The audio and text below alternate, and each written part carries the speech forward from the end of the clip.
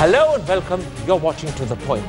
Prime Minister Modi's invitation to President Obama to be the chief guest on Republic Day was not just a complete surprise, but in many ways a foreign policy game changer.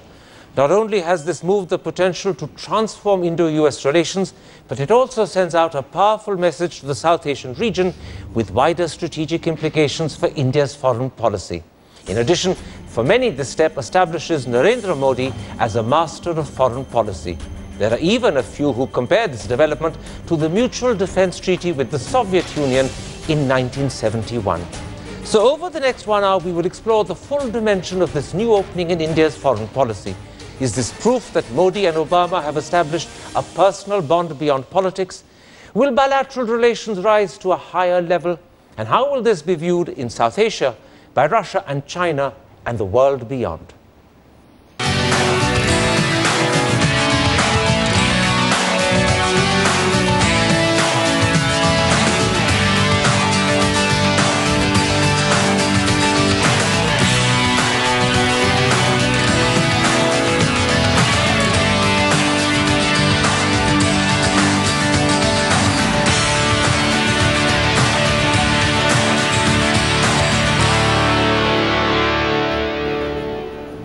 And joining me to discuss the many changes looming on the India-US horizon is former Foreign Secretary and Ambassador to the USA, Lalit Mansingh, the Geostrategic Director of the IISS, Sanjay Baru, the Foreign Affairs Editor of the Hindustan Times and a member of the National Security Advisory Board, Pramit Pal Chaudhary, and joining me soon, a Senior Fellow of the Center for Policy Research and also a member of the National Security Advisory Board, Srinath Raghavan.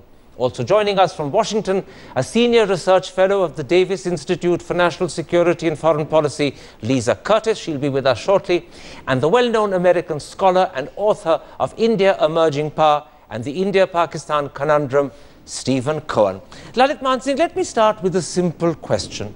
Would I be right in saying that inviting President Obama to be chief guest on Republic Day and securing his acceptance is a coup for Mr. Modi, which can have very significant, far-reaching ramifications for Indian foreign policy? Well, definitely a coup for Mr. Modi, a PR coup, if I may say so, but certainly not a signal of a tectonic change or a game changer, as many have described it. I think it's important. It's important to establish that the US, in the eyes of Mr. Modi, is now the principal strategic partner of India. And that is significant. And this is going to consolidate that impression that the US is primus inter pares amongst our strategic partners. But beyond that, there are tough issues. I won't say it represents any tectonic change. All right. This is a very interesting answer that you're giving me, and I will certainly come to the second half where you say this is not an indication of tectonic change in a moment's time. But first, Stephen Cohen, despite the words of slight caution you've heard from Lalit Mansingh, there is great excitement and euphoria in India, particularly in the media, about the visit and about what it could portend. How is the invitation viewed in Washington? Well, I think so far the news hasn't sunk in yet. You know, we've been busy with a lot of other things, and we're going into a Thanksgiving weekend, so I don't think anybody's focused on this, of course, except for the White House.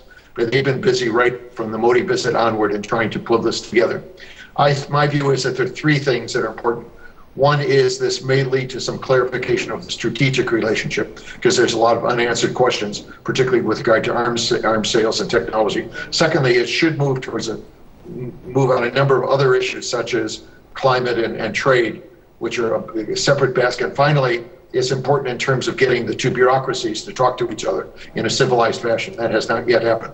So I think it's a good move, and I think it's unique in terms of American presidential business, but we'll see what happens maybe in 6 months from now. Now, Sanjay Baru, from the moment President Obama escorted personally the Indian Prime Minister to the Martin Luther King Memorial, the press has been convinced that there's a personal chemistry between the two of them. Then, when they met in Myanmar and after that in Australia, the press was absolutely convinced of this, even more so. But now, is this invitation, in a sense, for you, proof that the two have established a personal bond beyond just a political relationship? Well, Karan, you know, I'm not too sure if personal relations are important in international relations, but I certainly think that between Prime Minister Modi and President Obama, They have finally taken this relationship back to where it was in 2009. I think, you know, if you look at the Indo-US relationship from 2002 or so onwards, from the time Bill Clinton came to India till 2009, there was a certain pattern in that relationship of becoming a stronger and stronger relationship. But during UPA-2, we saw a dissipation of this relationship. For reasons both, I mean, I think both Washington and New Delhi were responsible for this trend. So what we are now seeing is a return to the position we were in 2009, when the United States was certainly a very important strategic partner for India, okay, and India was seen by the United States as an important partner for the US. All right. On that point that you made, I'm not so sure how important it is for two leaders to get on personally. The American scholar Ashley Tellis, writing in September for the Carnegie Endowment, said, and I think I'm quoting him exactly, that if the relationship was going to improve, our Prime Minister needed to charm the socks of President Obama. And it seems as if President Obama is certainly losing his socks at the moment.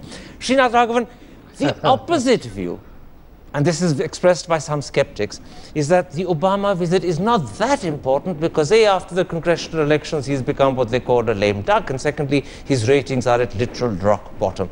Do you agree with that view, or would you say, regardless of how his domestic initiatives may be hampered by Congress, under the American Constitution, the American president in terms of foreign policy and defense is an enormously powerful man, and this president still has 2 years more to go? Well, certainly. I mean, it'll be too early to write anyone off as a lame duck when there are 2 more years to go, as you're saying. But the key thing to ask is, what exactly are we trying to achieve in this particular visit for President Obama? If there are things that we need congressional approvals for, it's going to be difficult. If there are things that can be done simply by way of executive action and fiat, it may be easy. So a lot depends on what exactly is this sort of substantive agenda on the table in this visit, apart from all the symbolism. But there's an awful lot that the two can do simply at the executive level without having to worry about congressional approval thereafter. Well, it is, but if you just take an example, I mean, if you want to say get into common joint development of defense systems and so on, that will require a certain kind of waivers to be given by the US Congress in order to allow arms exports to India. Those are things which cannot be done without the help of Congress. Very quickly, before I come to Pramit Pal Chaudhary, let me go back to you on that particular point, Stephen Cohen. We in India believe that, in fact, as far as the Congress majority is concerned, be it Republican, Democratic, or of both houses, both sides are actually quite happy to see the relationship with India improve. Both sides are keen to push it. Do you believe that is the truth, or do you think that if there were to be joint defense initiatives that the two heads of government talk about, there could be congressional dragging of feet? I think it's by and large it's true, and that's primarily because India's natural rival in the region, Pakistan, has fallen into disfavor in Washington. It's not that these congressmen are pro-Indian. It's that they're anti-Pakistani, increasingly anti-Pakistani, especially among the Republicans. But if you see the region as a zero-sum game, India versus Pakistan, as I think some in the administration do, then it's a disaster because we really need an integrated policy. And furthermore, I'd argue that while people are talking about partnership, nobody's talking about an alliance here. But we're talking about specific interests such as balancing China, containing Pakistan, and here India may or may not have a role. Yeah, but you are confirming my view that there will be no congressional dragging of feet. You are confirming it, aren't you? I think so. The question is that when it comes down to the nitty-gritty, say if we sell technology and weapons, what conditions will be put on that technology, okay, whether we have restricted technology or not. And that's something that Democrats and Republicans are both concerned about. Now, Pramit Pal Chaudhary, President Obama is the first United States president to visit India twice during his term in office. He's the first to be invited as chief guest for Republic Day. Does this suggest that Mr. Modi has overcome India's traditional hesitation and reserve about America, and that the bilateral relationship is really going to significantly improve hereafter? Well, I think what he has signaled is that the fact that we traditionally invited Republic Day guests who did not attract, should we say, controversy within the Indian foreign policy debate is more or less over. And that America, which was a country that we avoided, we tended to avoid Western leaders. We've only had, I think, two French leaders. 4, I think. Chirac came twice, yes. Yeah, Chirac came twice, correct. And we had John Major, who was the most greyest of the British leaders in recent times. And other than that, we stopped. We never did very much beyond that. But now he's invited Shinzo Abe, who obviously has a relatively high profile internationally, and he's invited Obama. And I think he's basically said, look, the America relationship, as Mr. Mansingh said, is now so important that there can be no debate at the fact that this is an important nation. Whether we may or not always disagree with what America does is not the point. The point is that it's important. So the hesitation and reservation of yesteryears is somewhat overcome, at least. Well, I think it's greatly overcome. Mr. Mansingh, let's come to some of the issues in Indo-US relations that actually need to be tackled. Now, after the successful handling of their disagreement over WTO, and after we now realize that Obama's new immigration policy will substantially help both the H-1B people who want to find some secure way of staying on for longer, as well as the very large number of Indians who are illegal immigrants in America, do you think the next big challenge that still looms on the horizon is the nuclear liability law, which grates with many in Washington? Well, there are a number of issues that need to be sorted out. Nuclear liability is one of them, because that has not moved an inch in recent times, and it needs to be revived. But there are trade issues, intellectual property rights. There are issues relating to joint ventures in the defense sector and the telecom sector. These need to be resolved. And then you have the so-called international issues. I think Obama is very keen to get India on board for a climate change agreement. And that's, I think, the next item on his agenda after the trade facilitation agreement. Now, before I go back to Washington and Stephen Cohen to get some sense of how Obama views these issues of difference between the two countries, let me bring you in, Sanjay Baru, and point out one more. An area where the two governments clearly have differences of opinion is over the speed of America's withdrawal from Afghanistan, what will then happen to that country, and what the consequences for India might be. Now, recently, the New York Times has reported that Obama has given permission for American troops to play a larger anti-counter-terrorism role, or a counter-terrorism role, than was originally intended. But I take it that the differences over Afghanistan continue. Is that a worrying gap, or is it a gap that can be bridged, or is it a gap they can live with? I think it's a gap that can be bridged. I think, Karan, the fundamental change that has happened is that we have returned to a position where the Prime Minister of India is proactive in pursuing a relationship with the United States. That was the position we were in between 2004 and 2009. Dr. Manmohan Singh provided leadership to the Indo-US relationship during UPA 1. It is UPA 2 that abandoned that, but at the same time, it was the United States also during Obama's first term, when Obama focused on China, on Pakistan, on the rest of the world, and basically ignored India.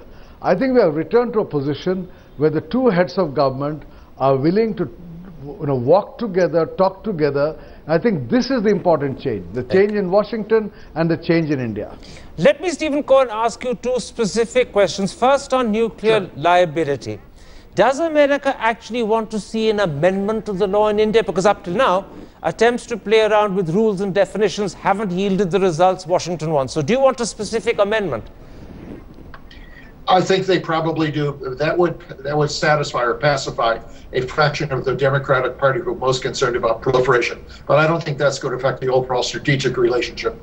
As has been said, I think it's really critical development is that we committed ourselves to staying on in Afghanistan. We have a president in Afghanistan who's more sympathetic to the United States, willing to work with us. And I think that this is seen strategically as critically important, not only for Afghanistan, but for Pakistan and therefore for India. So there's an emerging consensus, I believe, and basis for really close policy coordination between the United States and India regarding Afghanistan and Pakistan. And the Pakistanis themselves may have changed their mind somewhat about an Indian presence in Afghanistan. You've actually begun to answer my second question before I asked it. Are you therefore suggesting that the enhanced combat role in terms of counter-terrorism that American troops are being given permission to play will go substantially to bridge the difference between India and Afghanistan and America and Afghanistan? Well, it's in our shared interest that this radical movement in Afghanistan be contained, or at least if not rolled back. It's also in the interest of Pakistan. The Pakistanis don't quite realize it, but I know the Chinese are very concerned about this. So I think there's a shared interest between the United States, India, and Pakistan and China on this situation in Afghanistan. So you have the possibility of concerted international policy. Do you share the sanguineness that you've heard over the differences over Afghanistan from both Stephen Cohen and earlier from Sanjay Baru, or do you have reservations? Well, I think as far as Afghanistan is concerned, the United States' major combat role, etc., is right behind us. Those are not issues that are going to be on the table any longer. If there have been differences over, speed of withdrawal, etc., again, it's a done deal. As far as we are concerned, it's a fait accompli. We have to live with it. We have to learn and try and manage the consequences of it. Although Mr. Modi was trying in September to reverse the clock on that one. That is never going to happen because that is being driven by other kinds of domestic political considerations. The best that we can hope for is that the United States will continue to provide economic support to the Afghan government, will continue to lean on Pakistan to make sure that the existing government is not destabilized, and will continue to work with partners like India to make sure that the wider region is insulated from any kind of turbulence within Afghanistan. And do you expect that that sort of outcome will actually be the case when Mr. Obama comes in January? Well, I do hope that the Prime Minister will try and convey the message to Mr. Obama when he comes. I'm sure our Prime Minister will do so. What response will he get? Well, the United States' policy is, as Steve Cohen was suggesting earlier, they have to maintain a regional balance between balancing the interests with India, Pakistan, and Afghanistan. So it's going to be it's not going to be a straightforward pro-India policy in any sense of the word. So there's going to be a certain compromise of positions. Of course there will be. What about the 10-year defense framework agreement, which is up for renewal? It needs to be renewed sometime in the next 6 months or so. And what about the possibility of major defense purchases? I know that India hasn't bought the Javelin missiles, but your paper, the Hindustan Times, not so long ago reported that there were 34 state-of-the-art weapon systems that India was keen to buy, and the Pentagon was, at least in theory, prepared to sell. Is defense going to be an area where you'll see the relationship substantially growing? Yeah, I think that in the previous, the UPA2, we saw almost all defense understandings and different movement on either procurement, acquisitions, even signing agreements completely grind to a halt. You had a defense minister who was simply either too scared or not interested enough to do so. We also had a financial problem. We didn't have any money. So even buying a weapon was really beyond us. And we saw when Chuck Hagel came here, and he basically resurrected a lot of what had been offered 5 or 6 years ago on the Defense Trade and Technology Initiative, and said, look, these are the kind of stuff we'd offered you before, and I can add more. And the Indian side for now will suddenly said, yes, we're up for that now. So you're going to start to see that. And it's not just a question of weapon systems. It's things like big data, the ability to crack numbers, to find counterterrorism. You saw in the joint statement in Washington, D Company was mentioned for the first time. We started to see a lot of areas in counter cybersecurity, which we weren't doing earlier, and now we're expanding. But yes, on the technology side, and I think the joint statement is particularly interesting in its reference to modern naval technology, because what we're really looking at there is the possibility of India getting access to essentially state-of-the-art technology on carriers. America is by far the world's leader in aircraft carrier technology. And basically they're saying, for example, the electromagnetic catapult, which allows you to launch very huge aircraft from very small carriers. We have small carriers. Would essentially mean the Indian Ocean would become our lake if we were to start actively using that kind of technology. So there's an enormous potential in the defense arena for a real boost in the relationship at many levels and for many reasons. Yeah. What about something that is very important for Indian industry, particularly our information technology industry, H-1B visas and the totalization issue? Now that's something we've been complaining about, petitioning the Americans about. Do you see any response? Will Obama be more accommodating? Well, I think the signals are that the H-1B visa regime is going to be relaxed. I think that's Obama's intention. The totalization agreement is another a tough issue on which there is no consensus. One of the reasons the Americans say they can't take the totalization issue forward is that there isn't a comparable welfare system in India that they can feed money into. Well, we are contesting that because we have totalization agreements with other countries that have similar systems as the United States. If they can accept us, why can't the United States? In any case, it's our contribution. It has to be refunded. They have no reason to keep it to themselves. So then the intransigence that I suspect you're suggesting exists on the American side, is it as a matter of policy or is it a matter of principle? Well, it's not a make and break situation. As long as they give access to our skilled personnel to go and work there, it's more or less okay for us. But this is something that we'll keep on discussing with the Americans until we find a compromise.